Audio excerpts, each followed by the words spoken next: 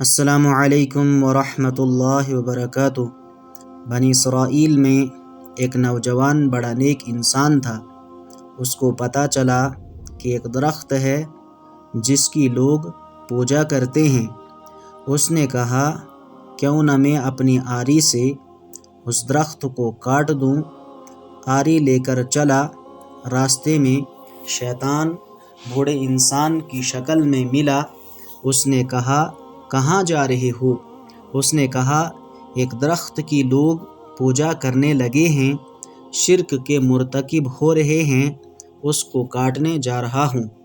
اس نے کہا یار ان کو کرنے دو جو کرتے ہیں، تم اپنی اہم عبادت میں لگے رہو اور ایک معمولی کام کی وجہ سے عبادت کو نہ چھوڑو۔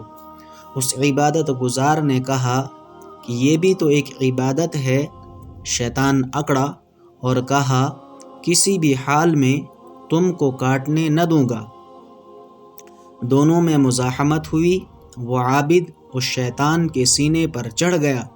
شیطان نے عاجز آ کر منت سماجت کی تو چھوڑ دیا۔ شیطان نے کہا کہ آپ پر فرض تو ہے نہیں، اگر اللہ چاہتا تو اس زمانے میں اللہ کے بعض نبی بھی تو ہیں، لہذا ان کو حکم دیتا وہ کاٹ دیتے۔ عابد نے کہا یہ سب باتیں چھوڑو، میں ضرور کاٹوں گا۔ پھر شیطان نے روکا اور مقابلہ ہوا۔ وہ عابد شیطان کے سینے پر چڑھ گیا۔ جب شیطان نے ان کی قوت ارادی کو محسوس کیا تو ایک چال چلی کہ آپ اگر اس کام سے باز آ جائیں اور اپنا ارادہ ملتوی کر دیں تو روزانہ آپ کے سرہانے 3 دینار ملیں گے، جس سے آپ کا بھی کام چلے گا اور آپ اقربا پر بھی حسن سلوک کر سکیں گے۔ یہ بات عابد کے ذہن میں بیٹھ گئی، قبول کر لیا۔ گھر واپس آئے 2 دن تک تو سرہانے پر دینار ملے، مگر اس کے بعد بند۔ ان کو غصہ آیا اور کلاڑی لے کر نکلے۔ راستے میں شیطان ملا۔ اس نے پھر روکا، مقابلہ ہوا۔ اب معاملہ برعکس کی شیطان غالب آ گیا اور ان کو گرا کر سینے پر سوار ہو گیا۔ اس عابد کو بڑا تعجب ہوا۔ پوچھا کہ کیا وجہ ہے کہ پہلے تو کمزور تھا، نیچے گر گیا تھا، میں غالب آ گیا تھا، اور اب تم کیسے غالب آ گئے؟